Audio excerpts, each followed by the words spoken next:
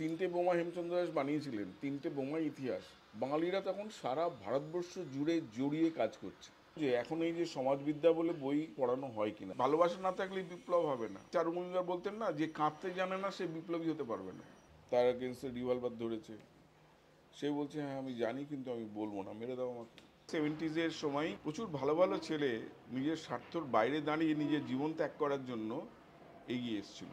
মনীষ গায়কোয়াড় বলল ওটিটি সিরিজে দারুণ হবে যদি করো। বিভিন্ন প্রদেশের লোকরা এসে একটা চারতলা বাড়ি করছে, যে গাড়িটা রাস্তায় রাখছে আমার তোমার ট্যাক্সির টাকায় যে রাস্তা তৈরি হয়েছে, পার্কিং ফি না দিয়ে, আর গ্যারেজটা তৈরি করছে গরু রাখার জন্য, তখন মাথাটা গরম হয়ে যায়। এবার এই বাঙালিরাই কিন্তু ব্যাঙ্গালোরকে রাজ করছে। এটা তো কলকাতায় হতে পারত।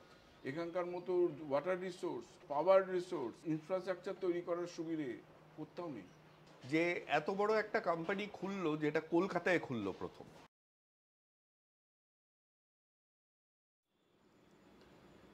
নমস্কার, আবার এলাম তুরি বাংলার আরেকটা এপিসোড নিয়ে। এপিসোডটা নিয়ে পরে কথা বলছি, কিন্তু তার আগে একটা আক্ষেপ আছে, একটা নালিশ।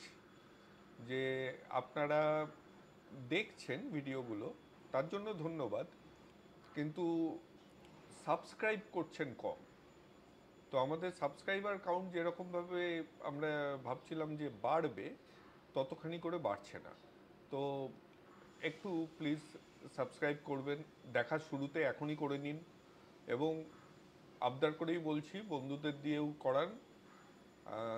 যারা যারা দেখবেন, যদি সবাই দায়িত্ব নিয়ে 10জনকেও সাবস্ক্রাইব করান, তাহলে এই এতদিনের যে পিছিয়ে পড়েছি সেটা একটু মেকআপ হয়ে যাবে। একটু শুনবেন আমার আবদারটা। তো এবার আসি আজকের এপিসোড নিয়ে। আমরা একটা সুন্দর কাফেতে আছি। কাফেটার নাম কাফে মন্তাজ। সেখানকার কফি খুব সুন্দর, মানে অনেক জায়গায় কফি খাচ্ছি এই সুযোগে, কিন্তু এর কফিটা একটু ঠিক যতখানি তিতকুটে কফি পছন্দ করি ঠিক ততখানি পাওয়া গেছে। এটা তো হলো কাফে মন্টাজ। এটা ঠিক পিয়ারলেস হসপিটালের ঠিক উল্টো দিকে, দুপা হাঁটলেই এই জায়গাটা পেয়ে যাবে। তো কাফে মন্টাজ নিয়ে পরে কথা বলছি। আজকে আপনাদের সাথে যার আলাপ করাবো, আমার চোখে তিনি একজন, ইংলিশে যেটা বলে বান্ডেল অফ কন্ট্রাডিকশনস। কর্মসূত্রে আমি পিআর করেন এমন অনেকের সাথেই আলাপ হয়েছে। পিআর যারা করেন তারা সাধারণত পার্টিজে গিয়ে এবং একটু একটু হালকা মদ্যপানে সময় লোকজনের সাথে আলাপচারিতা করতে খুব পছন্দ করেন। তারা রাতে বাড়ি ফেরেন, ভোরে একটু দেরিতে ওঠেন। এবার আসি অন্য একটা সত্তায়, যেখানে তিনি লেখক। এবার আমি আজ পর্যন্ত বুঝতে পারলাম না উনি ফিকশন লেখেন না নন ফিকশন লেখেন। কারণ উনি যখন ফিকশনও লেখেন, তখনও তার মধ্যে এতখানি রিসার্চ যায়, এতখানি সততা ঢুকে পড়ে, যাতে ওটা নন ফিকশন হয়ে যায়। তো তার থেকেই শুনবো যে তিনি এইরকমভাবে কন্ট্রাডিকশনসগুলো ম্যানেজ করেন কিভাবে। আগে আলাপ করিয়ে দিই। তার নাম অশোক কুমার মুখোপাধ্যায়। নমস্কার। আজকে ইনসিডেন্টালি বলে দিই, ওনার সাথে বসার একটা কারণ আছে, যে ওনার একটা নতুন বই বাজারে এসেছে, ইংলিশে লেখা, কলকাতা শহরের আমাদের পরিবহন ব্যবস্থার ইতিহাসের উপরে। বইটার নাম হচ্ছে জিব্রা কাট টু স্ন্যাপি। এই সেই বই এখন অ্যামাজনে পাওয়া যাচ্ছে। এই বেরিয়েছে কিছুদিনের মধ্যে, হয়তো বইয়ের দোকানেও পাবেন। নামকরা সব বইয়ের দোকানেই থাকবে। তো সেটা নিয়েও, তার মধ্যে কি আছে সেটা নিয়েও কথা বলবো। হ্যাঁ, এই বইটাতে এই অদমেরও একটু ছোট্ট জায়গার একটা কন্ট্রিবিউশন আছে। তো বইটা আমারও খুব মানে কাছের বই। তো পড়বেন সুযোগ পেলে, কিন্তু সেই কথা পরে। এখন আগে অশোকদার জীবন সম্বন্ধে জানা যাক। তো অশোকদার নর্থ ক্যালকাটায় জন্ম, নর্থ ক্যালকাটায়। কোন জায়গায়? সে একটা মজার ব্যাপার, সেটা হচ্ছে যে মানে আমাদের সময়, আমাদের যখন জন্ম হয়েছে 55 সালে, তখন যদিও হাসপাতাল ছিল এবং হাসপাতালেই অনেকের ডেলিভারি হতো, কিন্তু আমার ডেলিভারিটা বাড়িতে হয়েছিল। এবং শুধু আমার নয়, তখন অনেকের ডেলিভারি বাড়িতেই হতো আর কি।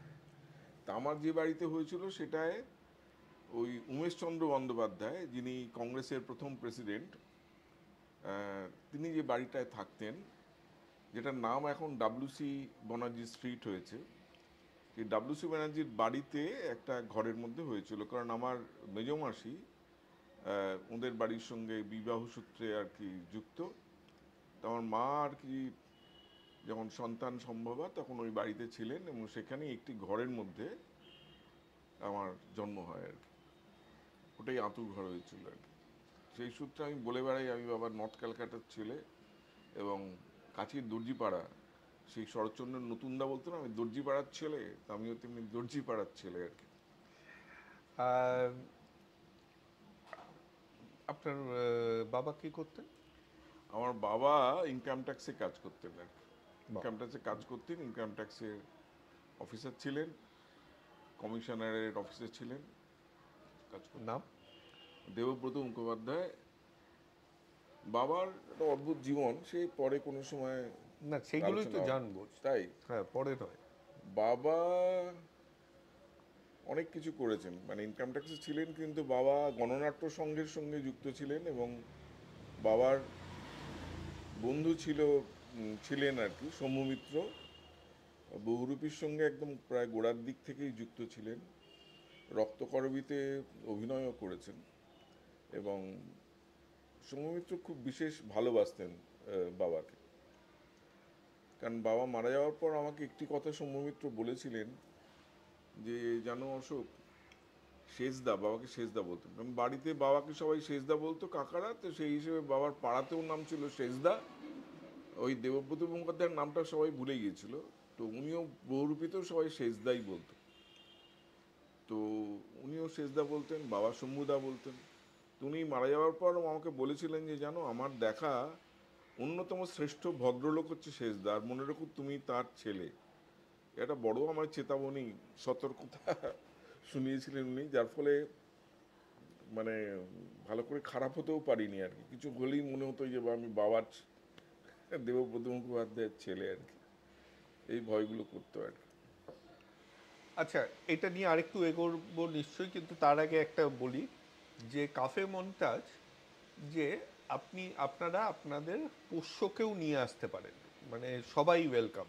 তো এর জন্য একটা জিনিস হচ্ছে কি, কাফেটা খোলা এবং রাস্তার ধারে হওয়ার জন্য, এবং আজকাল যেমন লোকজন বাইকটা একটু জোরে আওয়াজ করে চালাতে পছন্দ করে, তো মাঝে মাঝে একটা ব্যাকগ্রাউন্ড মিউজিক পাবেন, সেটা আমাদের হাতে নেই, কিছু করার নেই, সেটা নিয়েই চলতে হবে। তবে কাফে আমার এই কফিটা দারুণ লাগছে কাফে মন্তাজের। আর এই ওই ভদ্রলোকের নাম কি, যিনি মালিক? ওই অর্ণব। অর্ণব না? দারুণ, খুবই অতিথি বৎসল এবং সুন্দর কফি দিয়েছেন, মানে এত ভালো। ওনার স্ত্রী করে দিলেন অবশ্য, খুব ভালো।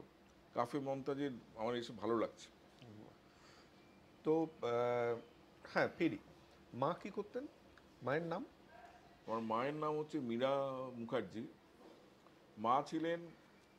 মা কানপুরের বাসিন্দা, কানপুরে থাকতেন। মার বাবা ছিলেন লালিমলি উলেন মিলসের ডাক্তার, চিফ মেডিকেল অফিসার।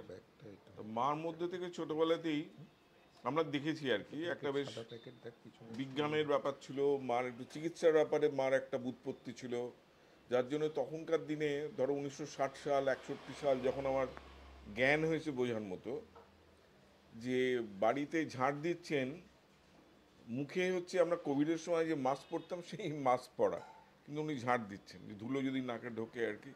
তাই এটা আমি কল্পনাই করতে পারি না যে 1960 সালে আমি এরকম ঘটনা দেখছি, বাড়ি ঝাঁট দেওয়া হচ্ছে, কিন্তু মুখে ওনার মাস্ক পরা, উনি মাস্ক পরে ঝাঁট দিচ্ছেন।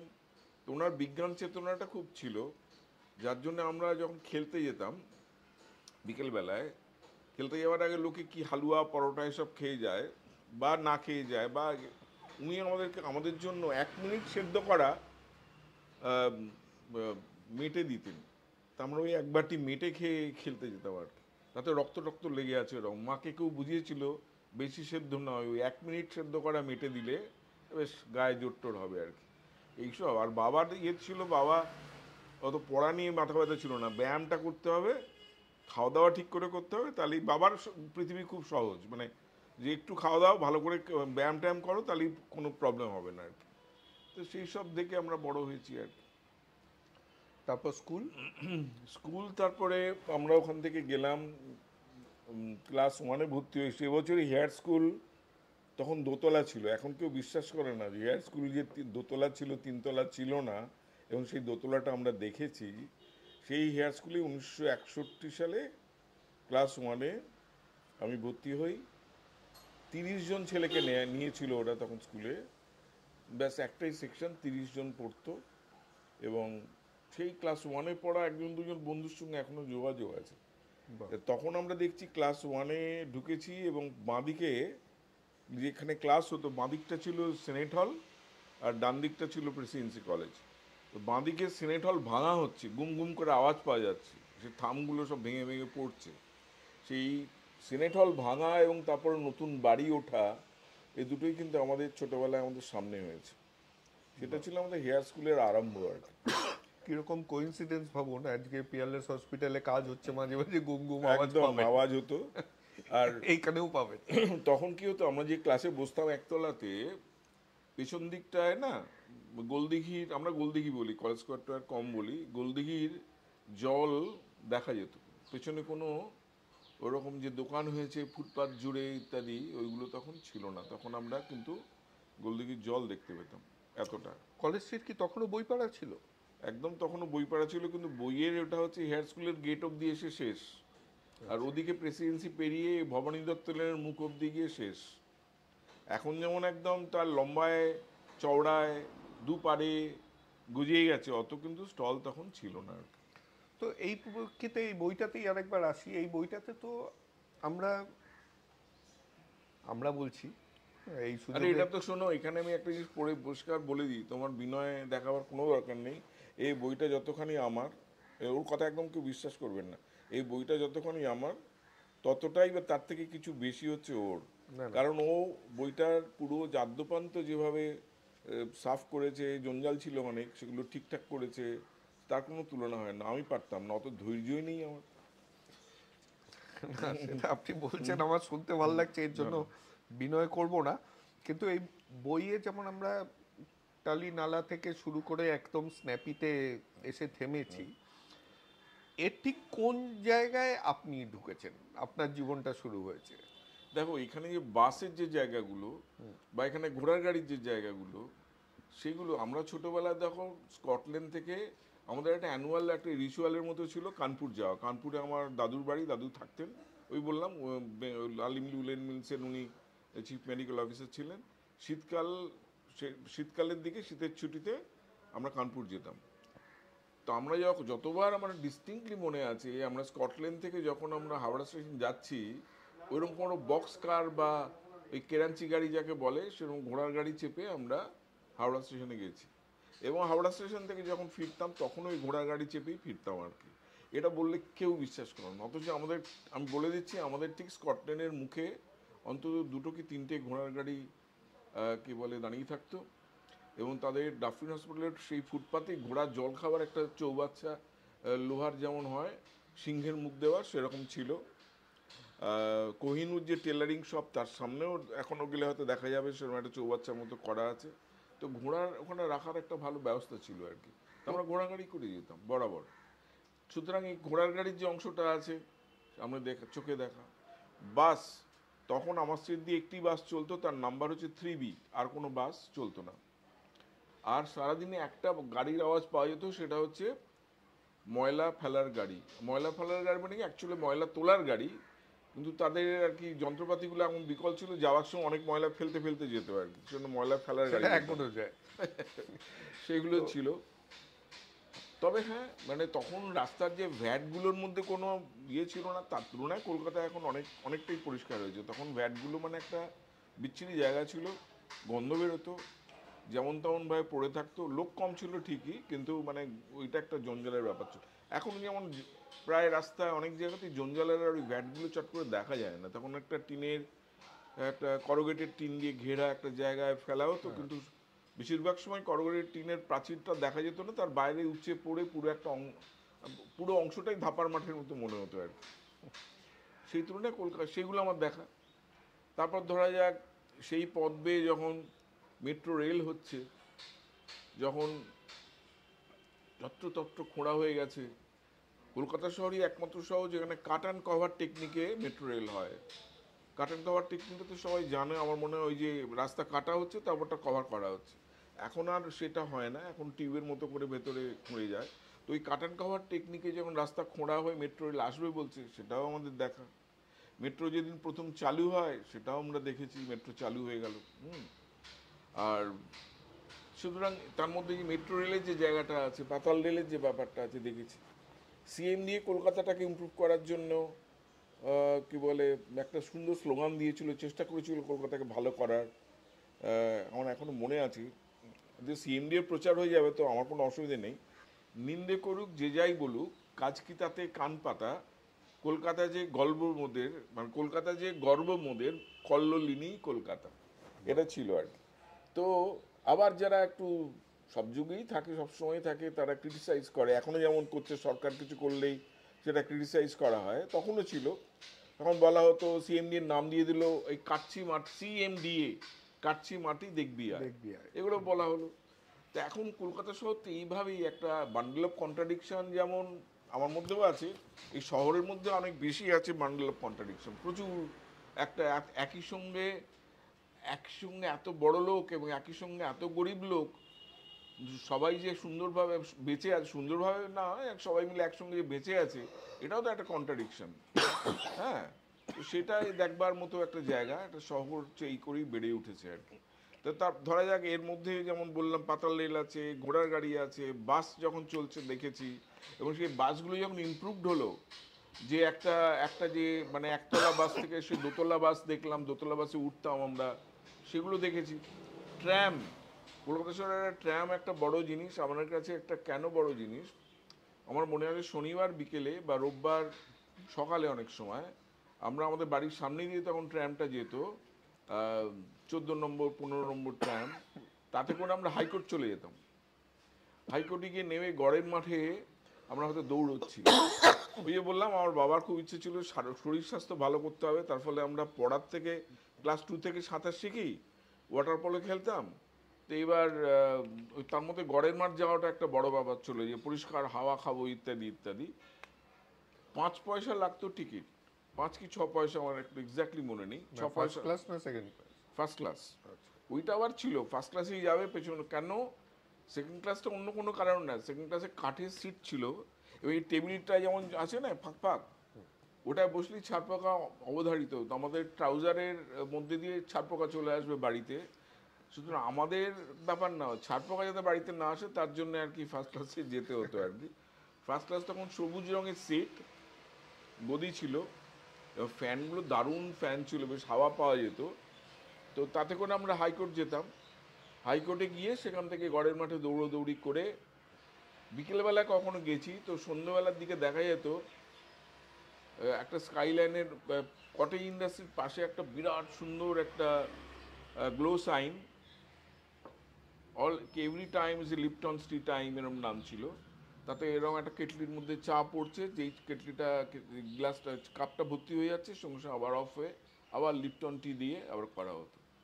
সে দারুণ ব্যাপার হয়েছিল। এবং এখানে একটা বলে রাখি, সত্যজিৎ রায় কিন্তু চায়ের প্রচুর বিজ্ঞাপন করেছিলেন। সত্যজিৎ রায়, অন্নদা মুন্সী, এরা চা পপুলার করবার জন্য টি বোর্ড থেকে বিজ্ঞাপন দেওয়া হয়েছিল, যখন অ্যাড এজেন্সিতে কাজ করতো তখন একদিন উনি কিন্তু বিজ্ঞাপন দিয়েছিলেন, সেগুলো আমি দেখেছি। মানে পুরনো কলকাতা নিয়ে আমার খুব কৌতূহল আছে, সেটা সাধারণত কিছুটা বেশি। তাতে আমি দেখেছিলাম ওনার করা তৈরি করে, এবং চা খান, চা খেলে যে পৃথিবীতে শান্তি আসবে এরম টাইপের কপি দিয়ে সত্যজিৎ রায়ের করা বিজ্ঞাপন, করা কপি লিখেছেন আর কি। কৌতূহল নিয়ে যখন কথা হলো, তাহলে একটু লাইনটা বদলাই, ফিরবো আপনার জীবনে। আসি আপনার লেখক সত্তায়। যতগুলো বই আমি দেখেছি, পড়েছি, অনেকগুলোর নাম অ্যাটলিস্ট জানি কিসের উপরে, একটা অদ্ভুত ধরনের আকর্ষণ আর্মড রেভলিউশনের প্রতি। তো এইটা কখন জন্মালো? কোনোদিন বন্দুক চালিয়েছেন নিজে? হ্যাঁ, চালিয়েছি তো বটেই, আমি সেটা বলে দিচ্ছি কি ব্যাপার আর কি। আকর্ষণ জন্মানো মানে খুবই ছোটবেলায় আমাদের পাড়ায় পুরো, তখন তো আনডিভাইডেড কমিউনিস্ট পার্টি, কমিউনিস্ট পার্টির একটা বিরাট প্রভাব ছিল। তখন ডাক্তার নারায়ণ রায় আমাদের পাড়ায় মানে জানাতেন ভোটে। আমার মনে আছে যে আমাদের বাড়িতে যে একটি ছেলে পরে ভদ্রলোক মানে লোক হয়ে গেল, তার নাম ছিল সিদ্ধেশ্বর বারুই। সে ছিন্নমূল হয়ে এপারে এসেছিল, ফুটপাতে ছিল। তা আমাদের বাড়ি থেকে আমার জেঠু দেখতে পেয়ে তাকে আমাদের বাড়িতে নিয়ে আসে। সেই সিদ্ধেশ্বর বড় হয়। আমার মা তাকে হিন্দি শেখা, মা যেহেতু হিন্দি খুব ভালো জানতেন। তারপরে একটা কিছু করেও পোস্ট অফিসে ঢুকে পড়ে। এই সিদ্ধেশ্বর বারুই, এই সিদ্ধেশ্বর বারুই, আমি সিদ্ধেশ্বর বলতো, সবাই সিদ্ধেশ্বর বলতো, আমার পিসিরা সে কথা, "এই বয়সে বড় সিদ্ধেশ্বর দা বল।" কিন্তু কিছু কিছু লোক থাকে না, তাদের দাদা বলা যায় না, তাদের তখন পুরো নাম ধরেই ডাকে, সিদ্ধেশ্বর সবাই বলতো। এই যে সিদ্ধেশ্বর, আমাদের বাড়িতে একটি মহিলা কাজ করতো কিরণ বলে, তাকে শেখাচ্ছে বাঁচতে গেলে কি খেতে হবে। তো সে বললো যে ভাত খেতে হবে। ভাত কি থেকে হয়? বলে ধান থেকে হয়। বলে ধান চাষ করতে হয় কি দিয়ে, কাটতে হয় কি দিয়ে? বলে কাস্তে দিয়ে। বলে তাহলে ভোটটা কোথায় দেবে? এই কাস্তে ধানের শীষে ভোট দেবে। এইভাবে তাকে শেখানো হচ্ছে আর কি। তাহলে ভোট দেবেন কিসে? কাস্তে ধানের শীষে। তখন কমিউনিস্ট পার্টির, আনডিভাইডেড কমিউনিস্ট পার্টির তখন ভোটের সিম্বল ছিল কাস্তে ধানের শীষ। তো ওই কিন্তু তখন আমরা ছোটবেলাতে ওই পড়ি। আর বাড়িতে যা বই, বইয়ের তাকে বই ছিল, তাতে প্রচুর সুকান্ত ভট্টাচার্য, প্রেমেন্দ্র মিত্রর বই যেমন ছিল, তেমনি ভালো ভালো রাশিয়ান বই ছিল যেগুলো পড়েছি আমরা। এছাড়া আমরা যখন স্কুলে ঢুকি, সেটা 47 সালে স্বাধীনতা পেয়েছি, তার কত কত বছরই বা হয়েছে, ধরো 61 সাল থেকে ক্লাস 1, 61, 62, 63, স্বাধীনতার পর 10 কি 15 বছর মধ্যে আমরা স্কুলে পড়ছি।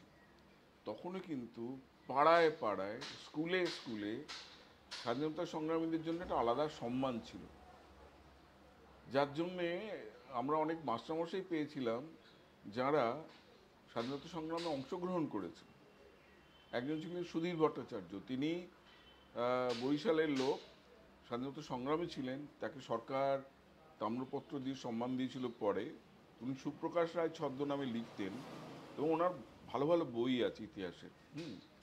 এবং এই সমস্ত মাস্টারমশাই এছাড়াও আরও অনেকে ছিলেন যারা স্বাধীনতা সংগ্রামের গল্প বলতেন আমাদের ক্লাসে।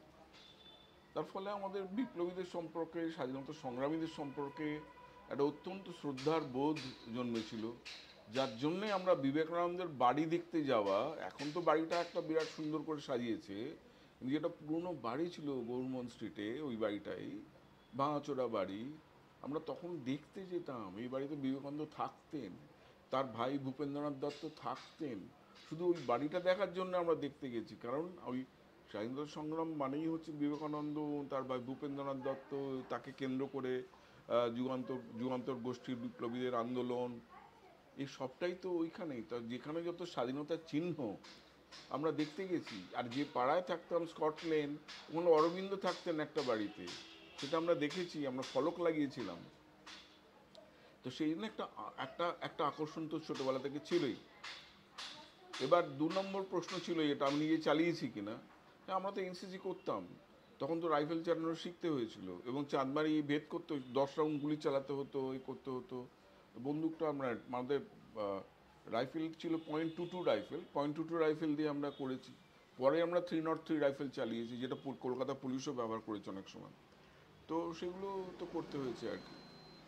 তো যখন ঋষি অরবিন্দকে নিয়ে কথা হলো, আপনার একটা বই, সেখানে আপনি, আমি জানি না পরশুরাম নামটা ছদ্মনাম বলা যায় কিনা, সেটা নিয়ে আমার কাছে একটা ওই, কারণ পরশুরাম যে রাজশেখর বসু ওনার মুখ দিয়ে ছদ্মনামে বেরোচ্ছে, এটা আমার কাছে একটা চিরকালই একটু অবাক লেগেছে, কারণ ছদ্মনাম মানে তার পরিচিতি থাকবে না এরকম একটা আমরা আশা করতে পারি। তো সেইখানে আমি দেখছিলাম যে আপনি লিখেছেন যে রাজশেখর বসু এই যে বোমা তৈরির যে ঘটনাগুলো, এটা মনে হয় আপনার ওই কালিমায়ের হ্যাঁ, বোমা আছে আছে। বইটাতে আছে। তো যে ওই বেঙ্গল কেমিক্যাল থেকে উনি বোমা তৈরির ফর্মুলা থেকে শুরু করে তার তৈরির সব রসদ উনি যোগান দিতেন। না, একা উনি নয়, আর অনেকেই দিতেন, আর অনেকেই দিতেন। এটা ওনার যে নাতি, ওনার মেয়ের যে আর কি ছেলে, তিনি আমায় বলেছিলেন, দীপঙ্কর বাবু, উনি উনি একটা জায়গায় লিখেও ছিলেন বা মুখে বলেওছেন আমাকে। এখন ওনার ব্যাপারটা ঠিক আছে, উনি উনি অনেকেই যেটা জানতো না, এটা অজানা দিক, উনি হেল্প করেছেন, কিন্তু উনি একা নন। তখন কলকাতায় বটকৃষ্ণ পাল বলে একটা কেমিক্যাল সাপ্লাইয়ের ফ্যাক্টরি ছিল। কলকাতায় তখন অ্যাক্রস দ্য কাউন্টার পিকনিক অ্যাসিডের ক্রিস্টাল কিনতে পাওয়া যেত। সেগুলো দোকানটা এখন চট করে একটু পিকনিক অ্যাসিডের ক্রিস্টাল আরম কেনা যাবে না। তো সেইগুলো শুধু উনি নয়, আরও অনেকেই করেছে। এবং যেমন উল্লাসকর দত্ত তো বোমার রাজশেখর বসুর থেকে শেখেননি, বা হেমচন্দ্র দাস, যিনি যে আর একজন বোমা বানিয়েছিলেন, তিনি তো আর ওনার থেকে শেখেননি। উল্লাসকর শিখেছিলেন, উল্লাসকর দত্তের বাবা কলকাতার কলেজের অধ্যাপক ছিলেন, পরে প্রিন্সিপাল হন। বোটানিক্যাল গার্ডেনের মধ্যে ওদের কোয়ার্টার, ওইখানে কাছে ওর কোয়ার্টার, সেখানে থাকতেন। সেইখানে উল্লাসকর দত্ত লাইব্রেরিতে গিয়ে, তখন বলতে গেলে সিভিল ইঞ্জিনিয়ারিংটা সব থেকে তাগড়া একটা ইঞ্জিনিয়ারিংয়ের ডিপার্টমেন্ট। কেন? রাস্তা তৈরি করতে হবে। রাস্তা তৈরি করতে গেলে ডিনামাইট স্টিক লাগবে, রাস্তা মানে পাহাড় ভেঙে টেঙে সব করতে হবে। তো এক্সপ্লোসিভ বানানো, কিন্তু উনি লাইব্রেরিতে বসে এক্সপ্লোসিভের বানাবার বই পড়ে পড়ে সেলফ টট, মানে উনি হন আর কেমিস্ট হন উল্লাসকর দত্ত। ওনার সাবজেক্টে তো কেমিস্ট্রি ছিল না, তো উনি ওটা পড়ে পড়ে শেখেন, শিখে বোমা বানান। আর হেমচন্দ্র দাস এত সিরিয়াস ছিলেন বোমা বানানোর জন্য, উনি নিজের সম্পত্তির একাংশ বিক্রি করে প্যারিস চলে যান। সেইখানে গিয়ে একটা নিহিলিস্ট গ্রুপ, তার নাম ছিল ম্যাক্সিমালিস্ট পার্টি, তাতে ছিল নিকোলাস সাফরানস্কি বলে এক ভদ্রলোক। তার থেকে উনি বোমা বানানোর গুপ্ত সমিতি চালাবার পাঠ নেন। আর যার জন্যে পিকনিক অ্যাসিড বোম বানাতেন উল্লাসকর দত্ত, আর নাইট্রাস অক্সাইড বেস বোম বানাতেন হেমচন্দ্র দাস। এবার সেই বোমাগুলো কিন্তু ইতিহাস। 3টে বোমা হেমচন্দ্র দাস বানিয়েছিলেন, 3টে বোমাই ইতিহাস। প্রথম বোমাটা ফরাসি চন্দননগরের মেয়র তারদিবালকে মারার জন্য ব্যবহার করা হয়েছিল। দ্বিতীয় বোমাটা কিংসফোর্টকে পাঠানো হলো বুক বম হিসেবে, যেটা এখনও ডিসপ্লেতে দেখা যায়, পুলিশ মিউজিয়ামে পাওয়া যাবে। একটা কোকোর টিনের মধ্যে স্প্রিং টিং লাগিয়ে উনি করে দিয়েছিলেন, এবং বইটা খুললেই ফাটবে। একটা 1000 কত কথার বই, লাইনের বই, তার মধ্যে পাতা পাতা কেটে ঢুকিয়ে পাঠিয়েছিলেন। এটা কিংসফোর্ডের ভাগ্য খুব ভালো যে উনি বইটা খোলেননি, খুললেই মরে যেতেন।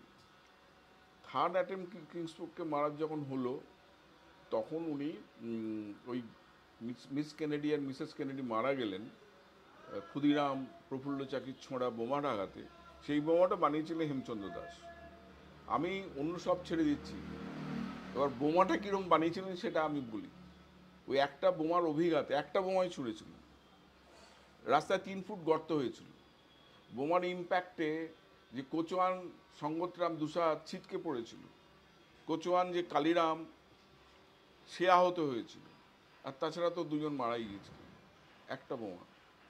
এবং তখন তাদের বানানো বোমা, এবং 3টে গর্ত। আমি সেটা 2জন নিরপরাধ লোক মারা গেলেন কি মারা গেলেন, সে তো তর্ক থাকবে, সেগুলো নিয়ে আমি কথাই বলছি না। কিন্তু আমি যদি বলেন যে ওরা সেলফ টট বা এরকম করে, যে বোমাটার কোয়ালিটি নিয়ে কোয়ালিটি এবং সিরিয়াস কতটা, সেটার জন্যই বলছি, এটা বলা দরকার মনে হয়।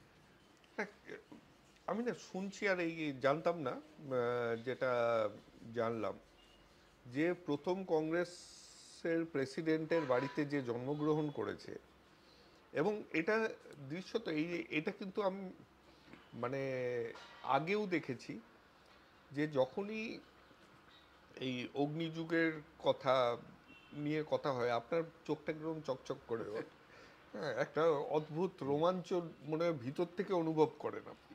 তা করি, ঠিক কথা এটা। তো এই এই মুভমেন্টটা কবে হলো? না মানে মুভমেন্টটা মানে ধরুন এই যে বলতে বলতে মনে পড়লো ওদের কাহিনী বিদেশির খুনে গুলি বন্দুক বোমার আগুনে আজও রোমাঞ্চকর। হ্যাঁ, এটা হচ্ছে সুকান্ত ভট্টাচার্যের যে লাইন।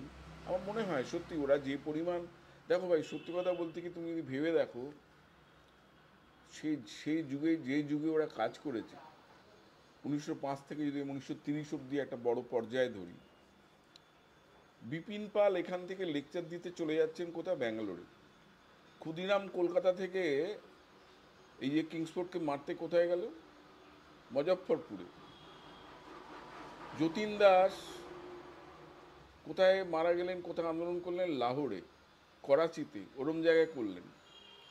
বাঙালিরা তখন সারা ভারতবর্ষ জুড়ে জড়িয়ে কাজ করছে আরও অনেকের সঙ্গে। এখন একটা ছেলেকে বলো না কালকে যে ভাই তুমি চলে যাও মুজফ্ফরপুরে, গিয়ে একটু আমার জন্য বেশি কিছু না তো, মারতে টারতে হবে না কাউকে, এক এক 1 কিলো লিচু কিনে আনো মুজফ্ফরপুর থেকে। একটা 16 বছরের ছেলেকে বলো তো দেখি, ট্রেনে উঠে যাও 1 কিলো লিচু মুজফ্ফরপুরে কিনে আনো, কজন পারবে আমি দেখবো। সেটা আছে। তখন মনে হয় ভারতবর্ষটা অনেক অনেক অনেক যেন ছোট ছিল, ডিসপাইট দ্য ফ্যাক্ট যে তখন কিন্তু এত এত যানবাহন নেই, এত কিছু নেই, এত বেশি যাতায়াতের সুবিধা নেই। তা সত্ত্বেও যেন ভারতবর্ষ যেন একটা একত্রে ছিল, ছোট ছিল, এবং একজনের সঙ্গে একজনের যে কোনো জায়গায় গিয়ে থাকা যেত, গিয়ে ইয়ে করা যেত, মানে পৌঁছনে যাওয়া যেত। এইটা যেটা হলো কেন না, এটা আমাদের ভাবতে হবে যে এত বছর পরে কেন আমরা এটা অনাত্মীয়ের মতো হয়ে গেলাম, একটা জায়গার সঙ্গে একটা জায়গার কোনো যোগ নেই। আমি এটা এটা একটু হ্যাঁ, থামাচ্ছি, কারণ আমার পরের প্রশ্নটা এইটারই, আপনি উত্তরটা দিয়ে দিচ্ছেন বলে আমি প্রশ্ন করতে পারবো না। একটু সরছি, আমাদের পড়শি দেশে যাচ্ছি। একটা আন্দোলন হয়ে গেল, কারণ আমার চোখে যে একটা প্রজন্ম তাদের স্বাধীনতাকে গুরুত্বই দিল না, তাদের স্বাধীনতার ইতিহাসটা, যারা স্বাধীনতা তাদের পাইয়ে দিল, তাদেরকে আর তারা মানে গালিগালাজ করছে, মূর্তি ভাঙছে, ইনফ্যাক্ট তাদেরকে যারা প্রণম্যভাবে তাদেরকে মেরেও ফেলছে। এটা কি কারণ তারা সেই যুগের মধ্যে দিয়ে যায়নি? এর আজ কি পশ্চিমবঙ্গের দিকেও দেখেন, মানে আমি পলিটিক্সের দিকে যাচ্ছি না, যে আমাদের পরের প্রজন্ম আমাদের স্বাধীনতাটাকে অতখানি গুরুত্ব দিয়ে, কারণ তারা ওই আমলটা দেখেনি, এর জন্য আর 70-75 বছর পেরিয়ে এসেছি, এখন আর ওইটা তাদের কোনো রকম আবেগও সৃষ্টি করে না। তো এটা একটা খুব গুরুত্বপূর্ণ প্রশ্ন। তার কারণটা হচ্ছে যে তাহলে কি ধরে নেবো যে ধরো আজকে এখনো এদিকে স্ট্যাচু অফ লিবার্টি বা ওদিকে যখন ইউকেতে গেলে যখন দেখা যায় তাদের কোনো জাতীয় সঙ্গীত হচ্ছে, তারা কতখানি শ্রদ্ধার নিয়ে দাঁড়িয়ে পড়ে, তারা যে সম্মানটা দেখায় তাদের জাতীয় পতাকাকে বা তাদের যে স্বাধীনতাটাকে অনেকটা মূল্য দেয়। তো সেইটা দেখো, এটা আমার নিজের মনে হয় আমরা আমরা তো 61, 62, 63 সালে স্কুলে 1, 2, 3 করে বড় হচ্ছি। আমাদের সময় যে মাস্টারমশাইরা এই স্বাধীনতার লড়াই, আমরা তো নিজের চোখে কিছু 47 হতে দেখিনি, আমরাও তো কোনো লড়াই যে চোখের সামনে দেখিনি। তাহলে আমাদের মধ্যে কেন ওইটা এলো? তার কারণটা হচ্ছে আমরা ওই যে স্বাধীনতার যে চেতনাটা, লড়াইয়ের যে গল্পটা, সেটা ট্রান্সমিটেড হয়েছিল তাদের কথা শোনার মাধ্যমে। তো সেখানে মনে হয় আমাদের দায় আছে, আমাদের দায় আছে, আমাদের শিক্ষকদের সবার দায় আছে যে আমাদের যে পরবর্তী প্রজন্মকে এই স্বাধীনতার যে কষ্টে পাওয়া, তার জন্যই এত ত্যাগ আছে এবং সেটা বহু বছরের লড়াইয়ের একটা ফলশ্রুতি, সেইটা বোঝানোটা, সেটা আমরা করিনি। না, এটার থেকেই একটা জায়গায় যাচ্ছি।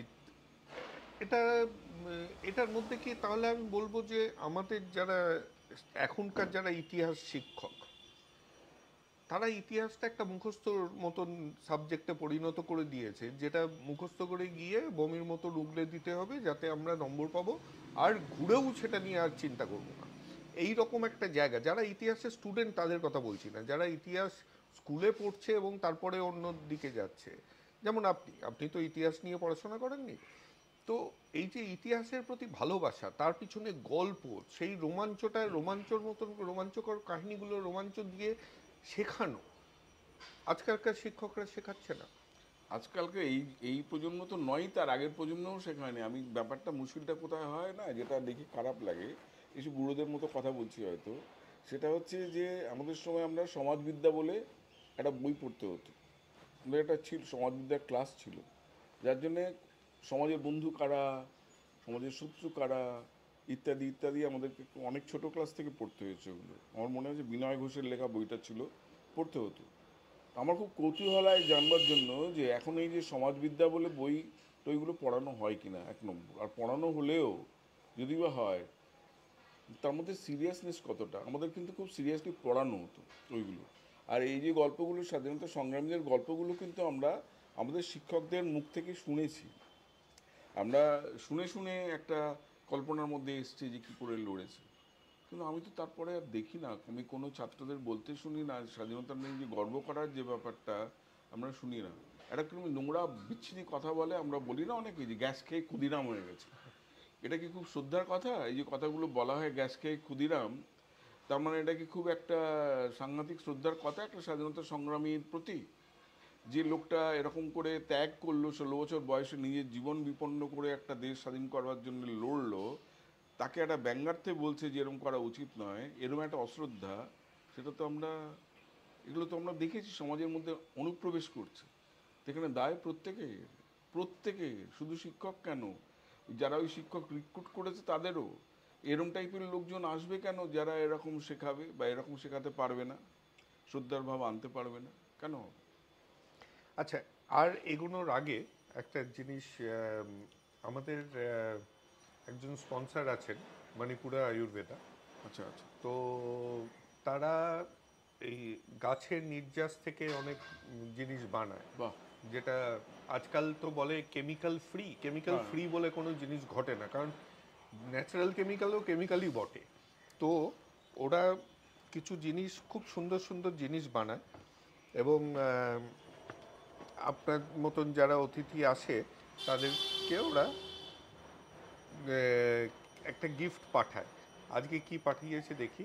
বাহ এটা একটা ল্যাভেন্ডার ফ্লেভার্ড এয়ার ফ্রেশনার। বাহ বাহ বাহ। আর বাহ, খুব সুন্দর। এটা ইউক্যালিপটাসের body and bath oil aromatherapy. তাই নাকি? বাহ, দুটোই ভালো। তো ব্যবহার করবেন, নিশ্চয়ই নিশ্চয়ই, খুব করে ভালো। জানাবো জানাবেন। কিরকম। দেখে তো এত সুন্দর লাগছে, ভালোই হবে। এটা এর মধ্যে রাখি আপাতত। হ্যাঁ, রাখছি। ওরা এমনিতে এখনো পর্যন্ত আমাদের যত গেস্ট এসছে সবাইকেই পাঠিয়েছে, এবং সবাই পার্সোনালি আমাকে বলেছে যে প্রোডাক্টগুলো খুব সুন্দর। এটা নিশ্চয়ই ভালো হবে, এটা জানাবো, নিশ্চয়ই জানাবো। তো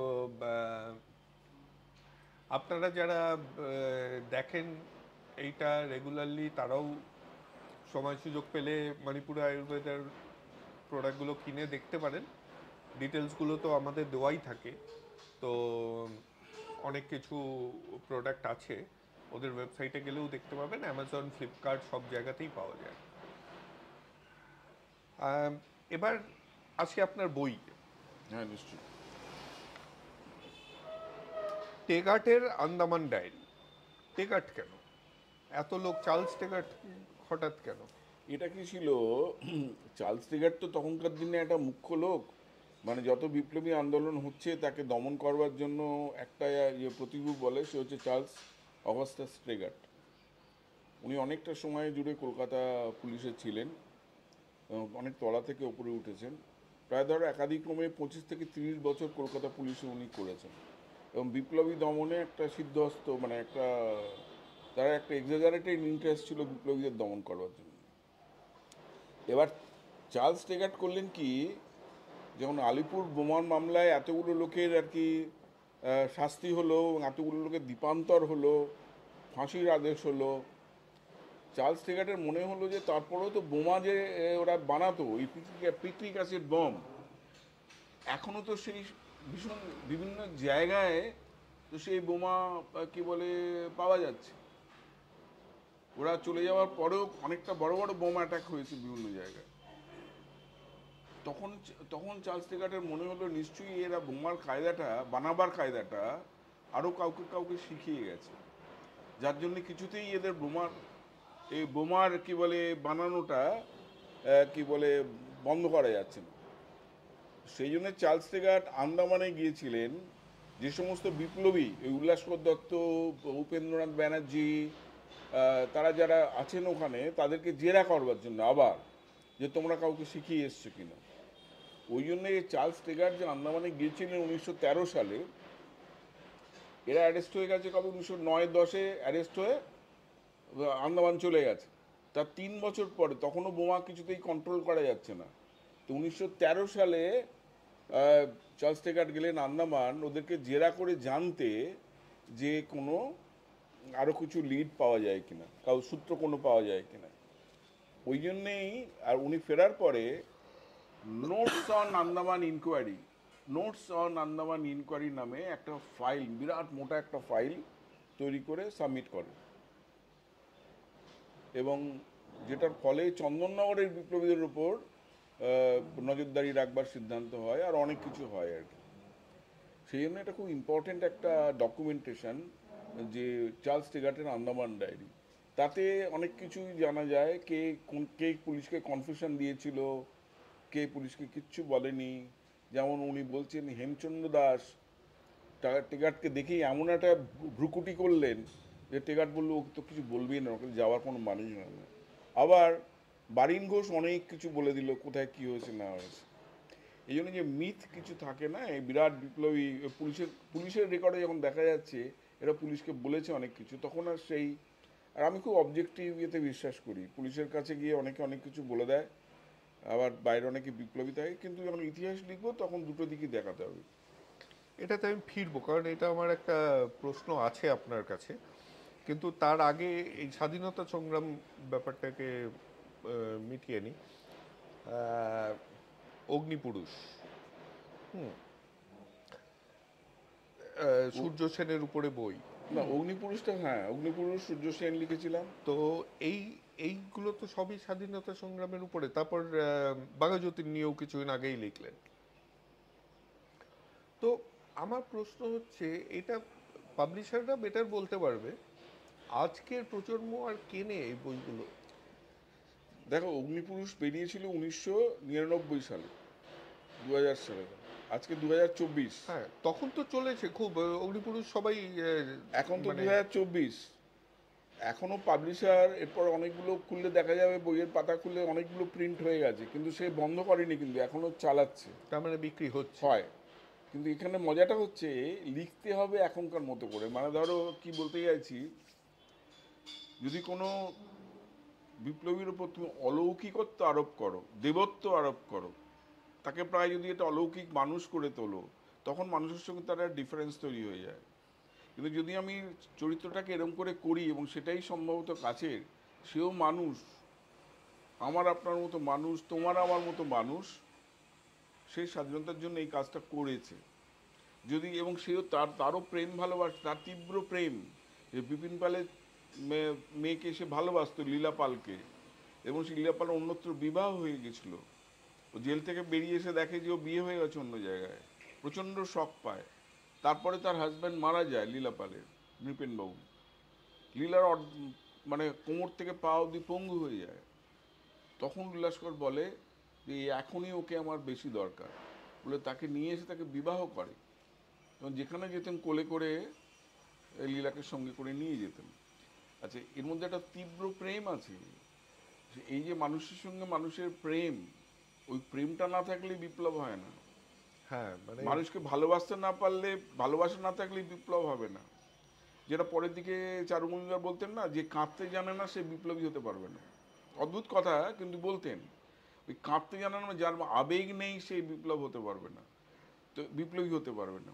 তো এইটাই হচ্ছে কথা, যে তার তীব্র প্রেম, সেটা তো একটা সনাতন ব্যাপার। সে তার জন্য ত্যাগ করতে প্রস্তুত, দেশের জন্য যেমন ত্যাগ করেছে, তার জন্য তার স্বাভাবিক জীবন, জানে তার সন্তান হবে না, কিচ্ছু হবে না, বংশ থাকবে না, তৎসত্ত্বেও তাকে বিয়ে করে তাকে আগলে আগলে বেড়াচ্ছে, এটাই তো প্রেম। চারু মজুমদারের নাম যখন উঠলো, হুম। তাহলে আর একটা সশস্ত্র বিপ্লবের যুগে যাই, যেখানে আপনি 8টা 9টা সূর্য লিখেছেন, এবং সেটা এখনো নকশাল আমলের উপরে লেখা বইয়ের মধ্যে, অথেন্টিক বইয়ের মধ্যে সবচেয়ে উপরে, হয়তোবা কি না হলেও অ্যাটলিস্ট প্রথম 3টে বইয়ের মধ্যে এটা আসবে। তারপর চারু মজুমদারের জীবনী নিয়ে বাংলা ইংলিশ দুটোতেই দুজন অন্য অন্য পাবলিশার বের করেছে। তো এবং এটা আপনার নিজের চোখে দেখা, যে যেই টাইমলাইনটা আপনি বললেন সেই সময় আপনিও হয়তো যৌবনের মধ্যে দিয়েই যাচ্ছেন। কোনোদিন এই বিপ্লবের প্রতি টান অনুভব করেছেন? হ্যাঁ, টান অনুভব করেছিলাম, এখনও টান অনুভব করি, কিন্তু তার তার ভুল ভ্রান্তি সত্ত্বেও, তার প্রচুর ভুল আছে, অনেকগুলো ভুল কাজ হয়েছিল, কোনো সন্দেহ নেই। তার সত্ত্বেও কেন লাগি সেই প্রথম ওই যাকে বলে যদি বলা হয় বিপ্লবটা একটা ফেস্টিভ্যাল অফ মাসেস, একটা উৎসবের মতো করে যে জীবন দেওয়ার যে ব্যাপারটা, যেটা স্বাধীনতা সংগ্রামীদের মধ্যে ছিল, যে যাকে দেখে রবীন্দ্রনাথ বলছেন যে এই কেবা আগে প্রাণ পরিবেক দান, ওই একটা যে ব্যাপারটা, সবাই সবাই নিজের জীবন দেওয়ার জন্য এগিয়ে আসছে, ওই যে একটা ত্যাগের যে ব্যাপারটা, সেটা কিন্তু আমার চোখে দেখার মধ্যে 70s সময়ই কিন্তু সেটা প্রচুর ভালো ভালো ছেলে নিজের স্বার্থর বাইরে দাঁড়িয়ে নিজের জীবন ত্যাগ করার জন্য এগিয়ে এসেছিল। এটা আমার দেখা, মানে আমি কোনো বইয়ে পড়া কথা বলছি না। তারা ধরো একটা কোনো জেলের মধ্যে অ্যাকশন হবে, তো 3-4 জন হয়তো গার্ডের এগেন্সে লড়বে, যে 4 জন যারা লড়বে তারা কিন্তু সুইসাইড স্কোয়াড, তারা জানে তারা 4 জন মরবে, কিন্তু তাদের মরার বিনিময়ে 27 জন মুক্তি পাবে। সেই 4 জন স্কোয়াডে কারা থাকবে তার জন্য প্রায় টস হচ্ছে, প্রায় লটারির মতো হচ্ছে কারা থাকবে। এটা কিন্তু চট করে হয় না, এটা কিন্তু স্বাভাবিকভাবে হয় না।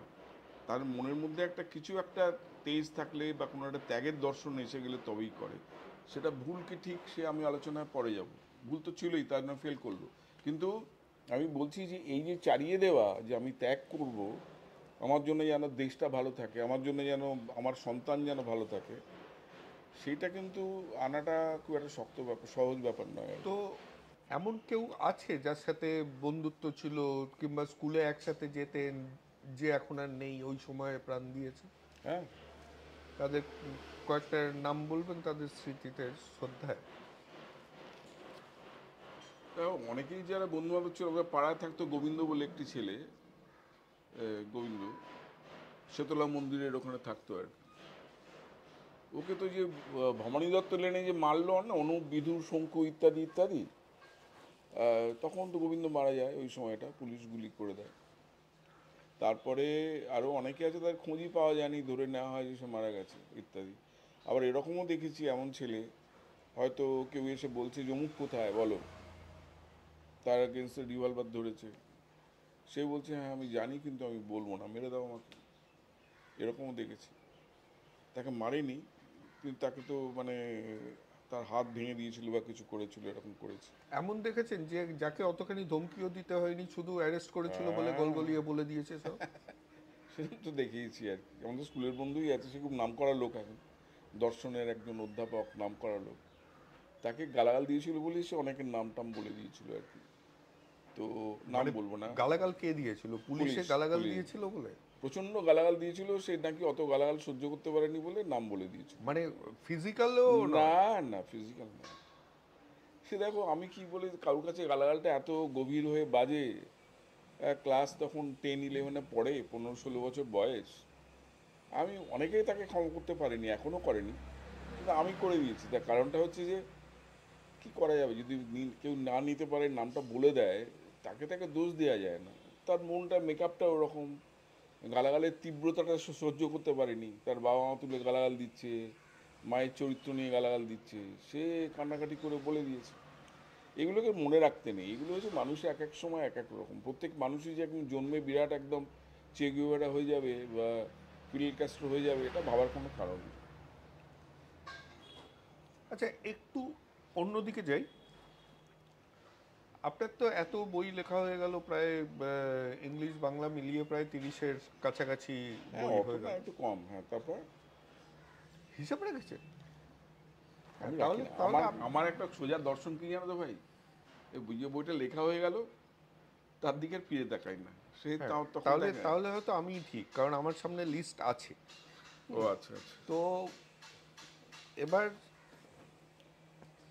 কোনো বই নিয়ে সিনেমা, কারণ এইগুলো সবই খুব রোমাঞ্চকর।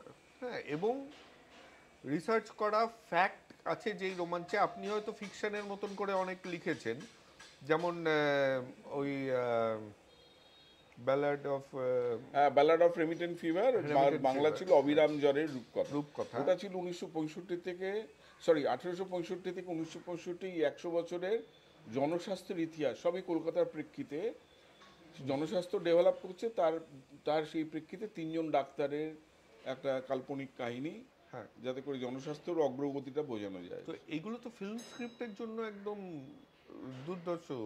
আমাকে তো সেদিন শুনলাম মনীষ গায়কোয়াড় বলে একজন লেখক আছে, সে আমায় বলছে জানো তো, টাইমস গ্রুপ থেকে ওরা জঙ্গলি মুভিজ বলে একটা নাকি ফিল্ম প্রোডাকশন ইউনিট করেছিল, তারা ওই বইটাকে পড়তে দিয়েছিল যে এটার ফিল্ম পসিবিলিটি কীরকম। তো মনীষ গায়কোয়াড় বলল যে যেটা যদি মানে ওটিটি সিরিজে দারুণ হবে যদি করো। এটা আমি জানতাম না, এটা আমার কদিন আগে, ধরো কত 2-3 সপ্তাহ আগে মনীষ গায়কোয়াড়ের সঙ্গে আলাপ হলো ভালো করে। মনীষ গায়কোয়াড়টা খুব নামকরা মানে লেখক, তুমি জানবে। ওর মা ছিলেন এখানকার বউবাজারের একজন বাইজি। বাইজি মানে কিন্তু যারা গান করেন আর কি। তো লাস্ট কোটিশন বলে উনি একটা উপন্যাস লিখেছেন মনীষ, ওর মাকে নিয়ে। আচ্ছা। তো খুব নামকরা ছেলে আর কি। মনীষ বলছিল, আরে জানো তো আমাকে এরকম বলেছিল তোমার বইটা এরকম করার জন্য। তখন তো বললাম বাহ, তারা তো ভালোই, ইংরেজিটা এইটাই হচ্ছে, ইংরেজি অনুবাদ হলে অনেকে পড়ে, বাংলা কি কজন পড়বে আর কি। না, কিন্তু বাংলা সিনেমা করতে পয়সাটাও তো কম লাগে। তো এর তো এইগুলোর কেউ বাংলা সিনেমা করার এখনো পর্যন্ত কেউই এখানে এইটার জন্য করেনি। তারপরে একটা ওই আহ, ওই 1 নম্বর আকাশগঙ্গা বলে একটা বই লিখি, তারপরে যেটাই সুইগি জোম্যাটো ডেলিভারি। জোম্যাটো নিয়ে লিখি, যেটা নিয়ে একটু এখন অব্দি হচ্ছে। কোনো একজন নামকরা ফিল্ম পরিচালক তিনি বলেছেন যে তিনি ছবি করবেন, এবং তিনি আমাকে বলেছেন অফিসিয়ালি উনি করবেন। আমার মনে আছে উনি আমাকে টেক্সট করে, বইটা পড়ে আমার সঙ্গে, আমি নিজে থেকে কিচ্ছু বলতে যাইনি, উনি বইটা পড়ে আমাকে লিখেছেন, এক্স্যাক্ট ল্যাঙ্গুয়েজ ছিল, Ashok I can see a film in it. ওনার টেক্সট মেসেজ আছে আমার কাছে। আর তারপরে উনি করলে তখন উনি অফিসিয়ালি অ্যানাউন্স করবেন, সেটা ওনার ব্যাপার। কিন্তু আমার ভালো লেগেছিল যে একটা এত নাম করা একটা পরিচালক, সারা পৃথিবীতে ওনার নাম সবাই জানে, সে বলছে যে I can see a film in ইট। এই টপিকে তো একটা হয়ে উঠছে, কিন্তু আপনার ওটা আগে বেরিয়েছে না সিনেমাটা আগে, নন্দিতা দাসের সিনেমাটা আগে? দেখো, আমি তো লিখে দিয়েছিলাম আগে, তারপর তো পাবলিশারের কাছে আমি দিয়েছি ছাপার জন্য। আর আমাদের বাংলা পাবলিশাররা একটা বই নিয়ে ছাপা হয়ে বেরোতে বেরোতে প্রায় 1 বছর, বইটা লিখতে ধরো 3 বছর লাগলো আমার, বা 2 বছর লাগলো হয়তো। তারপর আমি লেখাটা দিলাম, সেটা সব কিছু কারেকশান করে এই যুগেও, এই কম্পিউটার যুগেও বাংলা পাবলিকেশন হাউসগুলো এমন আছে, সেটা বার করতে করতে গিয়ে সেটা আবার 8 মাস 1 বছর লেগে যায়। তার মধ্যে ফিল্মটা হয়েছে, সুতরাং কে আগে লিখেছে তো আমি জানি না। না না, ফিল্মটা তার মানে ওই এইখানে একটা আক্ষেপ থাকে না যে বাংলা মানে একটা অদ্ভুত রকমের বিউরোক্রেসির জন্য কিংবা একটা লেট ব্যাক ওই জন্য কোনো কিছুতেই প্রথম হতে পারছে না। মানে এই বইটা যদি আপনি এতদিন আগে লিখে থাকেন তাহলে তাহলে বলা তো যেত যে গিগ ওয়ার্কার্সদের জন্য প্রথম বই প্রথম বাংলায় বই আর কি। বেরিয়েছে। না, যাই হোক। এমনিতেও ওটা উপন্যাস হিসেবে যে কোনো ভারতবর্ষের যে কোনো ভাষাতেই প্রথম উপন্যাস। সে তো ছাপা এখন বই। ছাপা বই, কিন্তু ফিল্ম নয়, ছাপা বই। এখন ওটা হলে হয়তো প্রথম ফিল্ম হতো আর কি। সেটা তো পরিচালক দেখে তার লেগেছেন, করেছেন আর কি। তো এই বইটাতে ফিরি আবার, জিব্রা কাট টু স্ন্যাপি। এই যে এখন যে ইলেকট্রিক ভেহিকল স্ন্যাপির যেগুলো এতগুলো রাস্তায় দেখি, তো কলকাতা নিয়ে ফিরি, কারণ কলকাতা আপনার সবই তো লেখায় এই প্রেক্ষাপটেই আমার যত প্রত্যেকটা বই। লেখার সঙ্গে কলকাতার একটা যোগ আছে, নারীর যোগ। আর কলকাতা ছেড়ে আমি যখন চাকরিতে ছিলাম, চাকরিতে মোটামুটি একটুখানি উচ্চ পদেই চাকরি করেছি বরাবর, তো সবাই বলতো বোম্বে চলে যাও, বোম্বে না গেলে কিন্তু তোমার কর্পোরেট ওয়ার্ল্ডে বাড়তে পারবে না। তো আমি কখনোই বোম্বে যাইনি। আমি জাস্ট একটু একটা কথা এটা বোঝানোর জন্য বলছি যে কলকাতাটাকে কতটা ভালোবাসতাম তখন। সেটা হচ্ছে যে আমি যখন রিলায়েন্সে ঢুকি, রিলায়েন্স ইন্ডাস্ট্রিজে, আমায় বলা হয়েছিল যে তুমি যদি বোম্বেতে থাকো তাহলে তুমি ন্যাশনাল হেড তুমি হবে, আর যদি তুমি কলকাতায় থাকো তাহলে তুমি কিন্তু সেকেন্ড হবে। সেকেন্ড মানে ন্যাশনাল হেড একজন থাকবে, তার তলায় তোমার থাকতে হবে। তাহলে না, আমি কলকাতা দিয়ে থাকবো। তো আমার কাছে কলকাতার থাকাটা তখন চাকরির ওই ন্যাশনাল হেড হওয়ার থেকে অনেক বেশি ইম্পর্টেন্ট ছিল। কলকাতাটা এতটাই ভালোবাসতাম, তো এখন আর বাসেন না? তার ফলে কলকাতার সঙ্গে একটা প্রত্যেকটা লেখার মধ্যে আসছে। এখন ধরো যদি ভালোবাসি না, মানে কলকাতা সম্পর্কে যে এখন এমন একটা তেতোভাব তৈরি হয়েছে এখন, সেটা এতটা তেতোভাব আগে ছিল না। এখন চোখের সামনে যখন দেখছি যে বিভিন্ন জায়গার বিভিন্ন প্রদেশের লোকরা এসে বাঙালিদের বাড়িগুলো, তাদেরই দোষ, বাড়ি বিক্রি করে দিচ্ছে, বাড়ি ভেঙে তারা মার্বেল দিয়ে পুরো একটা 4 তলা বাড়ি করছে, আর বাড়ির তলায় গ্যারেজের যে জায়গাটা সেখানে 3-4টে করে গরু রাখছে, আর বাড়ির গ্যারেজের যে গাড়িটা সেটা রাস্তায় রাখছে। আমার তোমার ট্যাক্সির টাকায় যে রাস্তা তৈরি হয়েছে সেইটা, সেই জায়গাটা গাড়ি রাখছে without paying any tax for that, মানে পার্কিং ফি না দিয়ে, আর গ্যারেজটা তৈরি করছে গরু রাখার জন্য। তখন মাথাটা গরম হয়ে যায়। এবং আপনি সল্টলেকে থাকেন? হ্যাঁ, সল্টলেকেতে। সল্টলেকে এই- সল্টলেকে রিসেন্টলি শুনলাম একটা পার্কে নাকি কুকুর হাঁটানো বন্ধ হয়ে গেছে, কারণ সেখানে গরু চড়ানো হবে। গরু চড়ানো, এই দেখেছি এটা হচ্ছে।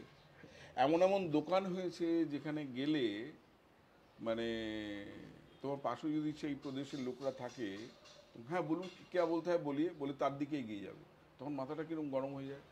এই হচ্ছে ঘটনাটা। এবং আমি সবসময় সব জায়গায় বলি, প্যারোকিয়াল লাগতে পারে একটুখানি, যে বাঙালি যদি নিজের ভালো না বোঝে, তা কিছু করার নেই, চলতে থাকবে আর কি। হ্যাঁ, মানে আমার মনে আছে আমি যখন দেশে ফিরলাম 2012-তে, হ্যাঁ, ছেলেকে নিয়ে একটা সিনেমা দেখতে গেছিলাম, তো পপকর্ন কিনবো। তুমি তখন আমেরিকা থেকে ফিরেছো? হ্যাঁ, আচ্ছা। তো পপকর্ন কিনবো, আমি বাংলায় অর্ডার দিচ্ছি, ছেলেটা আমার সাথে হিন্দিতে কথা বলছে এবং খুবই বাজে হিন্দিতে কথা বলছে, যেটা ওই আমাদের বলিউড সিনেমায় যেরকম বাঙালিদের নিয়ে হাসি মস্করা করার জন্য যেরকম হিন্দি বলে সেই রকম হিন্দিতে কথা বলছে, নিজেদের মধ্যে বাংলায় কথা বলছে। তো আমি জিজ্ঞাসা করেছিলাম যে বাবা কেন, আমি তো বাংলায় কথা বলছি, আমাকে বাংলায় উত্তরটা দিচ্ছ না কেন? তখন ছেলেটা বলেছিল স্যার চাকরি চলে যাবে, আমাদের বলা আছে কাস্টমারের সাথে বাংলায় কথা বলা যাবে না। তখন মনে হচ্ছিল যে যেই কলকাতা ছেড়ে গেছিলাম, আমি যত বছরই বিদেশে 13 বছর ছিলাম, তখন আমি মানে ওই ইংরেজিতে বলে না ফিশ আউটসাইড ওয়াটার, ওই রকমই থেকেছি, কারণ আমি চিরকালই কলকাতা। এই জন্য আমেরিকায় থেকে আমি আজ পর্যন্ত বেসবলের নিয়ম জানি না, আমি ক্রিকেটই ফলো করেছি এবং তাতে কোনো লজ্জা নেই আমার, আমি ওটাই চেয়েছি। কিন্তু ফেরার পরে একটা অদ্ভুত বদল দেখছি যে বাঙালিরা বাঙালিয়ানা ছেড়ে অন্যদেরকে, ওই রবীন্দ্রনাথ দিবে আর নিবে বলেছে, আমরা এখন আর দিবের মধ্যে আর নেই, শুধু নিবেতেই আছি। মানে অন্যদের ভাষা নেব, অন্যদের বিয়ে হলে সঙ্গীত করব, পাকা দেখা হয় না। হ্যাঁ, তো এই জিনিসগুলোতেই কি চলে জানো তো, এসেছে। একটাও তোমায় বলছি, কলকাতার যে স্ট্রেং ছিল বিদেশ, সেই স্ট্রেংগুলো এখন মানে আনবার চেষ্টা করছে। কিরম স্ট্রেং ছিল জানো? HR যারা করে তাদের একটা কথা লব্জ চালু ছিল একটা সময়, কোয়ালিটি সার্কেল।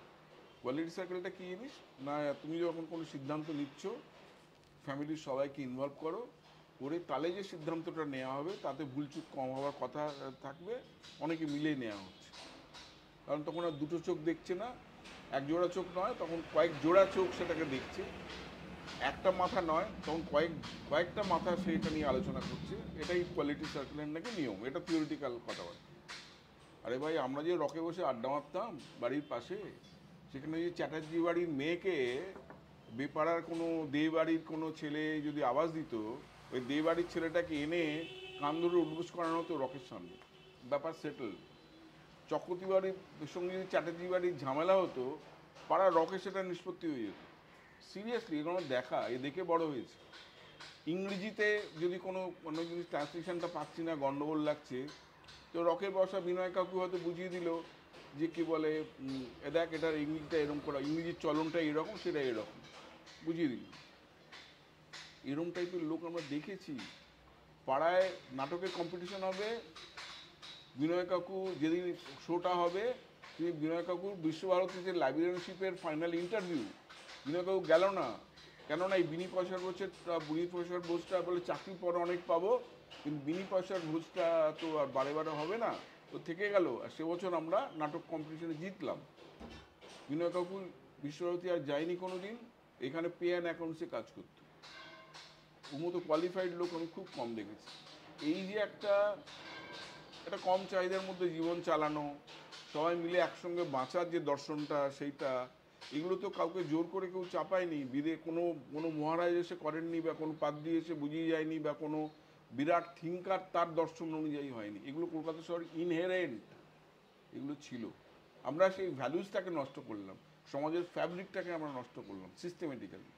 না, এইটাতে আমার একটা একটু একটু আপনার এই টপিক থেকে ডাইগ্রেস করছি, কারণ আপনি আনলেন যে এইটা আমার মনে হয় বাঙালিরা যে এই যে একটা ব্যবসা করব না, ব্যবসা যে করে বাঙালি হলে সে চোর, অবাঙালি হলে সে জোহুজুর। এই যে একটা বাঙালির ধারণা আছে যে পাড়ার যেই ছেলেটা ব্যবসা করে, যেমন আমি আমি মাইক্রোসফটের চাকরি ছেড়ে যখন ব্যবসা শুরু করলাম, এখনো আত্মীয় স্বজনের সামনে গেলে বলে কি মাথার পাগলামোটা কমলো, লোকজনকে ডেকে বলে এই দেখো কিরকম পাগল, অত বড় চাকরি ছেড়ে ব্যবসা করছে, মানে আমি একটা বিরাট পাগলামোর কাজ করেছি। এই এই যে চিন্তাধারাটা বাঙালিদের, যাতে কি হয়েছে আমরা সবসময় যদি মালিক শ্রেণীতে অবাঙালি ঢোকাই, এটা কি আমাদের হওয়ার ছিল না? এটাই তো হওয়ার ছিল। তো এখানে না, এটা না এক কথায় অ্যান্সার দেওয়া খুব শক্ত আর কি। আমি তোমার কেন বলছি, আমরা যখন ছোট থেকে বড় হচ্ছি, পাড়ায় বা বেপাড়ায় যে দোকানগুলো ছিল, ছোটোখাটো দোকান, তাদের নাম কি? চ্যাটার্জি রেস্টুরেন্ট, ফ্রি ইন্ডিয়া স্টিমরলটি মালিক বাঙালি, বা ধরা যাক আমরা যে যেগুলো দেখেছি, যে আমরা তেল যেটা মাথায় মাখছি জবা কুসুম, ওনার বাঙালি। হ্যাঁ, সাবান যে আমরা মাখছি সেটাও বাঙালি ওনার। হ্যাঁ, তো আমার পয়েন্ট হচ্ছে সেইটা যেটা হলো, সেটা হচ্ছে আমি তোমায় বলে দিতে পারি, আমি কারুর নাম করছি না। এটা শুরু হলো কবে থেকে জানো? এই তোমার এই লেট 60s 70s যে সমস্ত একটা অদ্ভুত একটা রাজনীতি এলো, আমাদের ঘেরাওয়ের রাজনীতি, ধর্মঘটের রাজনীতি, একটার পর একটা তখন কোম্পানি বন্ধ হয়ে যেতে লাগলো।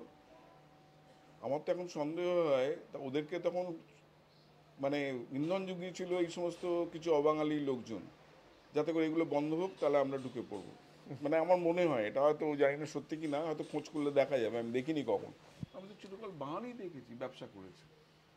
আমাদের যে রেস্টুরেন্টে খেতাম, সকাল আড্ডা মারতাম বা টোস্ট খেতাম, চা খেতাম, চ্যাটার্জি রেস্টুরেন্ট। আমরা যেখানে লন্ড্রিতে গেছি, শান্তিপুর শাল রিপেয়ারিং, বা আমরা ফ্রি ইন্ডিয়া স্টিম লন্ড্রি, বাঙালি। পানের দোকান বাঙালি, কিছু কিছু ওড়িয়া ছিল। হ্যাঁ, তো সেখানে তো কোনো অবাঙালি। বাজারে যেতাম যখন সবজি টবজি কিনতে বা কিনতে, বাঙালি। মাছের যে যার থেকে মাছ কিনছি, বাঙালি। বা ধরো তুমি বড় সুলেখা কালি ব্যবহার করতাম, বাঙালি ওনার।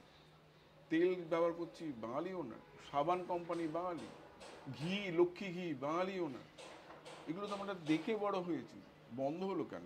তার মানে বিজনেস পলিসিতে গণ্ডগোল আছে, কিছু একটা ছিল যার জন্য এরকম হলো। তখনকার দিনে ধরো যে তোমার সেন র্যালে যে সাইকেল ছিল, দু চাকার সাইকেল, বড় ব্যাপার, বাঙালি ওনার। তো আমাদের সুতরাং ওটা হট করে বলা যাবে না যে বাঙালি খারাপ, ব্যবসাকে খারাপ তা নয়। যেটা হয়েছে, বাঙালি আপডেট করতে পারেনি। ছাপাখানাতে বাঙালিই কন্ট্রোল করতে বরাবর। যখন আমরা বড় হয়ে জ্ঞান হয়েছে, দেখছি লালচাঁদ রায় বা এনকে গোসেন, যে বাড়ির ছেলে সৌরভ গাঙ্গুলি, এরা তো সবাই তো বাঙালি, বিরাট বড় বড় তখন প্রিন্টার। দিল্লি থেকে, আমার মনে আছে, দিল্লি থেকে ন্যাশনাল আর্কাইভে বই ছাপা হবে, পেন্টিংস অফ বাবরনেমা, লেটার প্রেসের যুগ তখন। লালচাঁদ রায় এসে ওরা ক্যাম্প করলো, ওদের লালচাঁদ রায় না, বাইরে থেকে এসে ছাপানোর জন্য ওদের গেস্ট হাউস ছিল ওই এর মধ্যেই, ছাপাখানার মধ্যেই। ওরা এসে সেখানে থাকতো 15 দিন, 1 মাস, 20 দিন থাকতো। এই খাবার দাবারের ব্যবস্থা করে দিত, আর ছাপার সুপারভাইজ করতো, করে বই ছাপিয়ে নিয়ে ফেরত যেত। সে পেন্টিংস অফ বাবরনামা ছাপার কপি আমার কাছে 1 কপি আছে, রেয়ার বই একটা। কারণ ওটা ছাপা মুশকিল কেন, ওই লেটার প্রেস না হলে না ওই গোল্ডেন কালার আনা যায় না, অফসেটে কোনোদিন পারবেন না ওই ডেপথ ইয়ে করার জন্য। সেটা তো এই লালচাঁদ রায় বাঙালিরা ছেপেছে। কিন্তু উনি তো আর অফসেটে গেলেন না। গেলেন না, লেটার প্রেস থেকে অফসেট সুইচ করলো না, টাইমলি করলো না। তখন হলো কি, এখানে অ্যান্টার্কটিকা হ্যানা তারা যারা এলো তারা সব অবাঙালি। লোকে চলে গেল সিঙ্গাপুর থেকে ছাপাতে, ব্যাংকক থেকে ছাপিয়ে আনতে, কারণ আপডেট করেনি। তারা বলছে না আমরা লেটার প্রেসেই দেখিয়ে দেবো। বাঙালির প্রবলেমটা হয়ে গেছে, আপডেশনটা হয়নি। ইন্ডাস্ট্রির যে টেকনোলজিক্যাল আপডেশন বলো, বুদ্ধির আপডেশন বলো, ম্যানেজমেন্টের আপডেশন বলো, সেটা হয়নি, যার জন্য বাঙালি শেষ হয়েছে। এরকম নয় যে ব্যবসার মনোবৃত্তি ছিল না, ব্যবসা ছিল, খুব ভালো ছিল, কিন্তু ওই আপডেশনটা হলো না বলে ও কিছুটা ইগো বলো, কিছু না, যে পথে চলেছে সেই পথেই চলবো, আপডেট করব না, সে যার জন্য বাঙালির মুশকিল হয়ে গেল। এই তুড়ি বাংলা যখন শুরু করেছিলাম তখন একটা ভিডিও বানিয়েছিলাম আমি নিজে, যে তুড়ি বাংলা কেন তৈরি করছি। তো তাতে একটা বিতর্কিত মন্তব্য করেছিলাম, যেটাতে ভেবেছিলাম অনেকে না বলবে, কিন্তু প্রচুর লোক তাতে আমার সাথে সহমত হয়েছে, যে বাঙালি যদি মারা না যান ততদিন আমরা বাঙালিকে সম্মান করি না।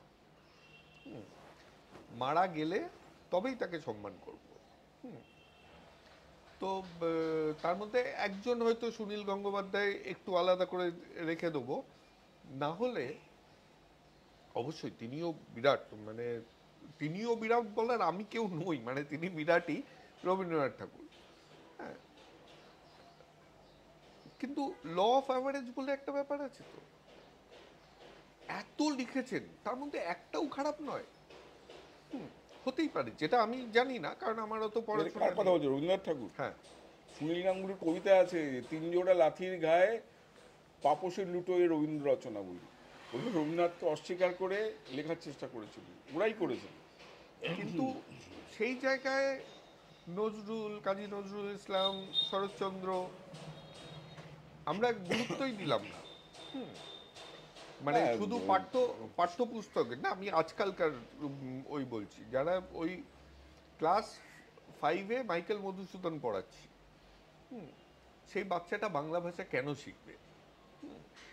তার উচ্চারণ করতে পারছে না, দাঁত কপাটি ভেঙে যাচ্ছে। হ্যাঁ, মানে সহজ শরৎচন্দ্র না দিয়ে তাকে মধুসূদনের দিয়ে দিচ্ছি।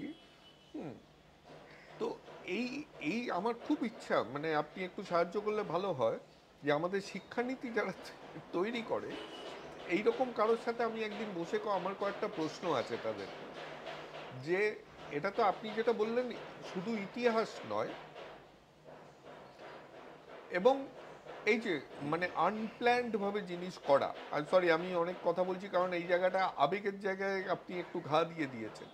এই যে এই আওয়াজটা হচ্ছে পিছনে পিয়ারলেস হসপিটালের পাশে, দুপুরবেলা যখন বিশ্রাম নেবে রুগীরা, এরপরে তো ভিজিটিং আওয়ার শুরু হয়ে যাবে, সে ঘুমোতে পারবে না, সেইখানে এইরকম একটা কনস্ট্রাকশন চলছে।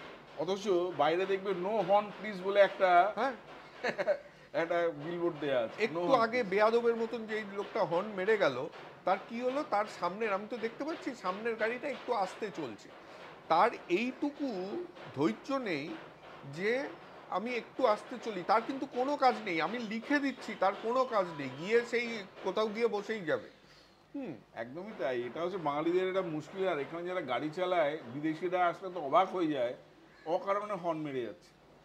হর্ন না মারলে নাকি সে চালাতে পারবে না, এরকম অভ্যেসটাই এরকম হয়ে গেছে। এর জন্য আমরা খুব স্বার্থপর আমি মনে করি, এর জন্য যখনই বাংলার বাইরে কিছু পাই আমরা ঝপ করে দৌড়ে চলে যাই, কারণ সেটাতে আমাদের স্বার্থ সিদ্ধি হয়। আমরা যদি বাংলার সেকেন্ড ল্যাঙ্গুয়েজ না নিই, আমি ধরে নিলাম আজকাল সবাই ইংলিশ মিডিয়ামে পড়াশোনা করবে, কিন্তু বাংলা সেকেন্ড ল্যাঙ্গুয়েজ না নিয়ে হিন্দি সেকেন্ড ল্যাঙ্গুয়েজ নিলে যদি আমাদের বাইরের প্রদেশে চাকরি করতে সুবিধা হয়, বাবা মারা সেটা করছে, মানে ওইখানেই কিন্তু শুরু করে দিচ্ছে যে এ বাংলায় চাকরি করবে না, এ বাইরেই চাকরি করবে, এর জন্য একে বাংলা না শিখিয়ে আমি হিন্দি শেখাচ্ছি। হ্যাঁ, একটা কি আছে জানো তো, এইখানে আমার যেটা মনে হয় যে এই যে এটা তো ঘটনা যে একটা সময় কোনো কোনো স্টেটে চাকরির একটা অপরচুনিটিটা বেশি দেখা যায়। যেমন ধরো বাঙালির যা ব্রেন, কম্পিউটারটা তৈরি হয়েছিল বাঙালির মাথাটাকে মনে রেখে আর কি, আমি বলি ঠাট্টা করেই বলি। অথচ যে সময় কম্পিউটারটা বেরোলো, কম্পিউটারটা আসার গেল, আমরা সেটাকে আটকে দিলাম, কম্পিউটারটা ঢুকতে দিলাম না এখানে। কম্পিউটার মানেই হচ্ছে এটা যেন প্রায় একটা অচ্যুত কোনো ব্যাপার করে দিলাম। ফলে কি হলো, চলে গেল ব্যাঙ্গালোরে। এবার এই বাঙালিরাই কিন্তু ব্যাঙ্গালোরকে রাজ করছে, ব্যাঙ্গালোরে গিয়ে বসে তারা কাজ করতে আরম্ভ করছে। এটা তো কলকাতায় হতে পারত।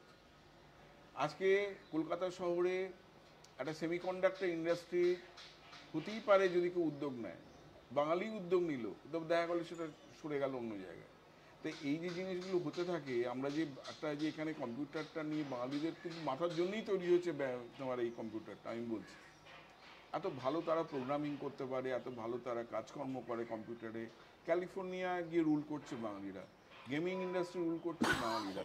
হ্যাঁ, তাহলে কিন্তু কলকাতা শহরে তারা কেউ বলে কোনো কাজ নেই।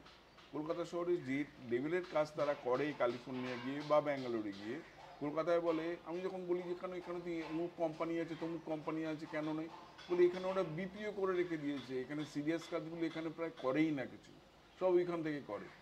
তো সেই তাদের না আসার, বড় বড় লোকদের আর না আসার কারণ এটা। কিন্তু আমাদের পারতাম করতে, আমরা করলাম কি, যে ডালে বসেছিলাম সেই ডালটা কাটতে আরম্ভ করলাম, তখন চলে গেল এখানে। কিন্তু এখন আমি কিন্তু অতটা হতাশ নই, এখনও সময় আছে, যদি কেউ উদ্যোগ নেয় ভালো করে। এখন কলকাতা শহরের মতো আনইন্টারাপ্টেড পাওয়ার সাপ্লাই তুমি ভারতবর্ষের কোনো জায়গায় চট করে পাবে না। এত ভালো যে জলের যে রিসোর্স কোনো শহরে পাবে না। এত সুন্দর, মানে রাস্তাগুলো এখন একটু খারাপ হয়েছে, কিন্তু রাস্তার যে এত সুবিধে পাবে না। দিল্লি বা বোম্বেতে যেরকম জ্যাম হয়, যারা থাকে তারা জানে, চোখের জল বার করে ছেড়ে দেয়, সেরকম অবস্থা এখনো হয়নি। তো চাইলেই কিন্তু এখানে ইন্ডাস্ট্রি করা যায়। আমার খালি অবাক লাগে যারা ইন্ডাস্ট্রি যে এরিয়াটাকে সেল করছেন বাইরে, তারা কি প্রপার একটা রিপ্রেজেন্টেশন দিচ্ছেন শহর সম্পর্কে, যাতে করে এখানে আসে বিজনেস করতে। তাহলে কিন্তু এটা হয় না। এখানের মতো রিসোর্স, এখানকার মতো চিপ লেবার, এখানকার মতো ওয়াটার রিসোর্স, এখানকার মতো পাওয়ার রিসোর্স, এখানকার মতো ইনফ্রাস্ট্রাকচার তৈরি করার সুবিধে কোথাও নেই। এইখানেই ব্যাপারটা আসে, যেটা আমাদের যারা দেখছেন তাদেরকে বলি। কারণ সাধারণত এই যে জিব্রা কাট টু স্ন্যাপি বইটা, সাধারণত বইয়ে ব্র্যান্ডের নাম সাধারণত আমরা মানে অ্যাভয়েড করি, কিন্তু এই স্ন্যাপিটা আমি আর অশোকদা খুব ভেবেই দিয়েছি, কারণ কোথাও গিয়ে একটা অ্যাপ্রিসিয়েশন দরকার, যে এত বড় একটা কোম্পানি খুললো, যেটা কলকাতায় খুললো প্রথম। অন্য সবাই যারা ওনাদের কম্পিটিশন, ওরা কিন্তু অন্য জায়গা থেকে খুলে কলকাতায় এসেছেন, কিন্তু স্ন্যাপি হচ্ছে এমন একটা ক্যাব কোম্পানি যেটা কলকাতায় খুলেছে। এবার তারা ছড়িয়ে যাবে আশা করছি, তাদের শুভকামনা কামনা রইল, যে অল ইলেকট্রিক ভেহিকল একটা ক্যাব কোম্পানি, যেটা ইন্ডিয়াতে সেকেন্ড। এর আগে দিল্লিতে একটা খুলেছিল, কলকাতা থেকে এবং আমি মনে করি যে আমাদের একটা দায়বদ্ধতা এসে যায় যে স্ন্যাপিকে একটু পৃষ্ঠপোষকতা দিয়ে না না, কোনো তাদের সন্দেহ নামটা নেই, সবার মধ্যে নিয়ে আসা। কোনো সন্দেহ নেই। আমি স্ন্যাপি চড়েছি, কোনো আওয়াজ নেই সেরকম, ড্রাইভারগুলো ভদ্র, সিট টিটগুলো ভালো, একটা সুন্দর একটা ফিলিং হয় যে একটা গাড়ি করে যাচ্ছি, একটা বেশ সুন্দর লাগছে আর কি।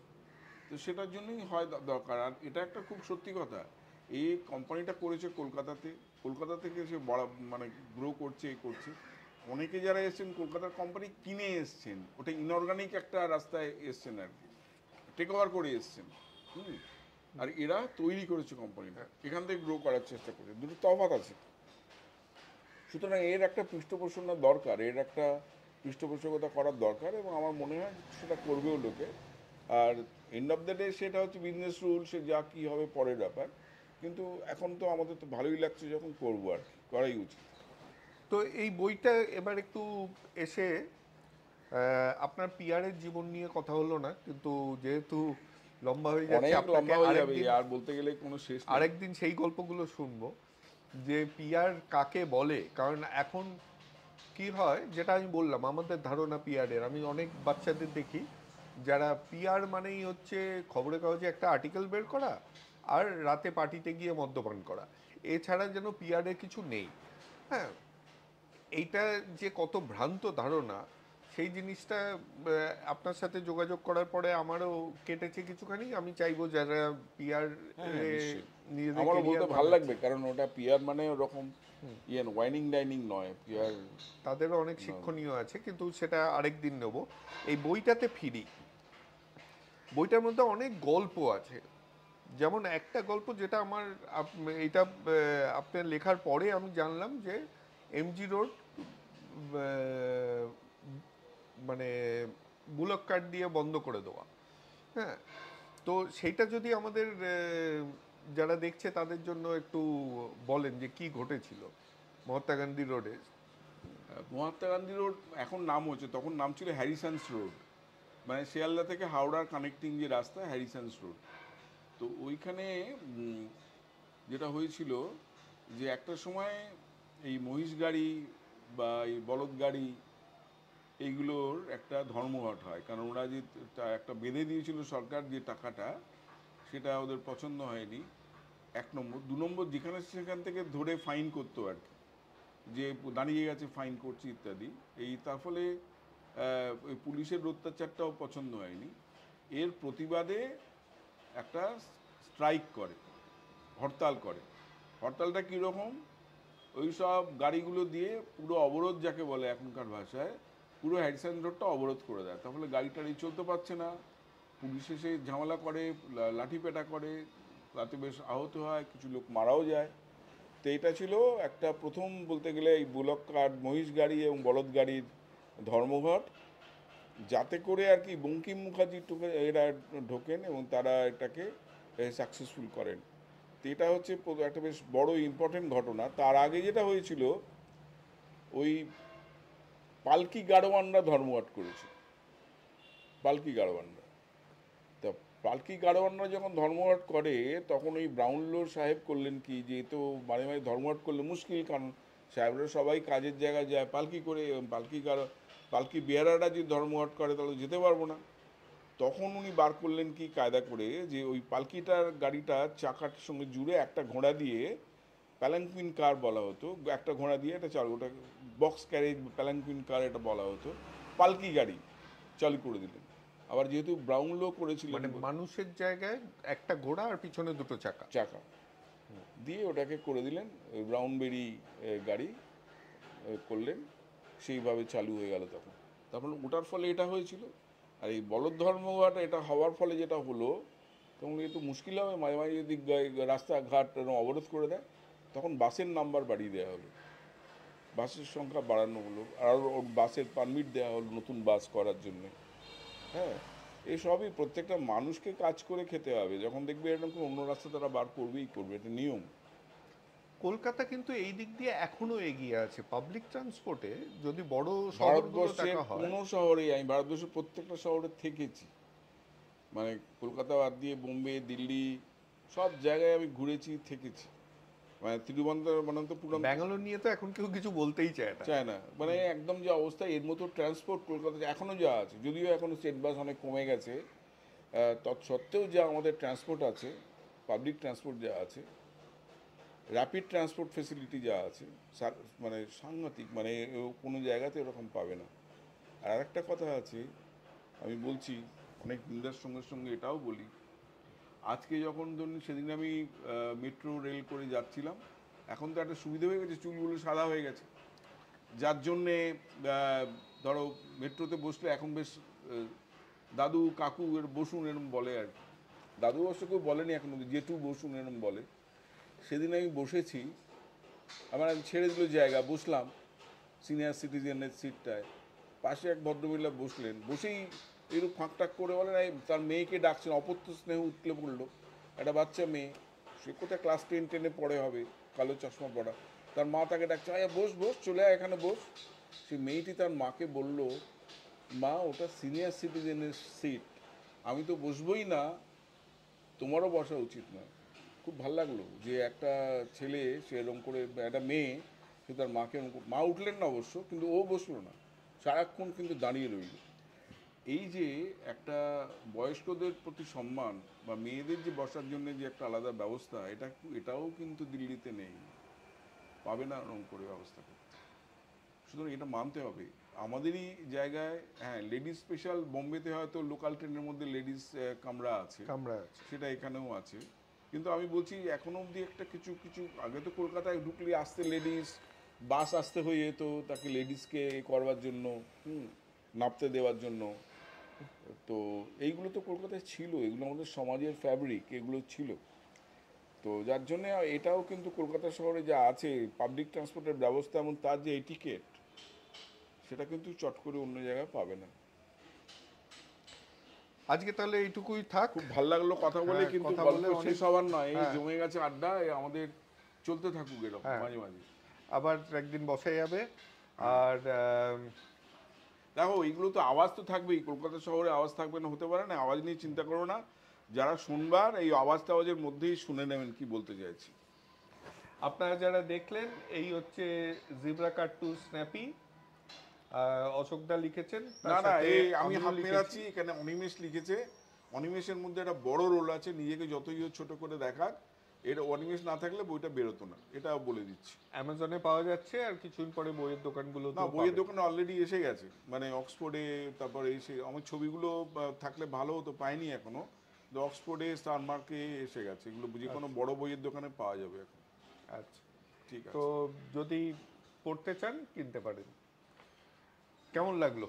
খুব ভালো লাগলো, ফার্স্ট ক্লাস, খুব সুন্দর। শুরু করেছিলাম আমি একটা অনুরোধ জানিয়ে, শেষটা যদি আপনি করে দেন যে আমাদের চ্যানেলটা যেন হ্যাঁ, আমি যেটা subscribe করে। সবাইকে বলতে চাই যে কোনো মতেই এই ধরনের জিনিস তো চলতে পারবে না যদি না আপনারা সাবস্ক্রাইব করেন। সাবস্ক্রাইব করা খুব সহজ, ওই যে ঘন্টার যে বোতামটা আছে ওটা টিপে দেবেন, তাহলেই সাবস্ক্রাইব হয়ে যাবে। এত সহজে সাবস্ক্রাইব করা, কোনো পয়সা তো দিতে হচ্ছে না আপনাকে, আপনার অ্যাকাউন্টে কোনো টাকা তো বেরিয়ে যাচ্ছে না, আপনি খালি ঘন্টাটা টিপবেন, ঘন্টার বোতামটা, ব্যাস, তাহলেই হবে। ধন্যবাদ।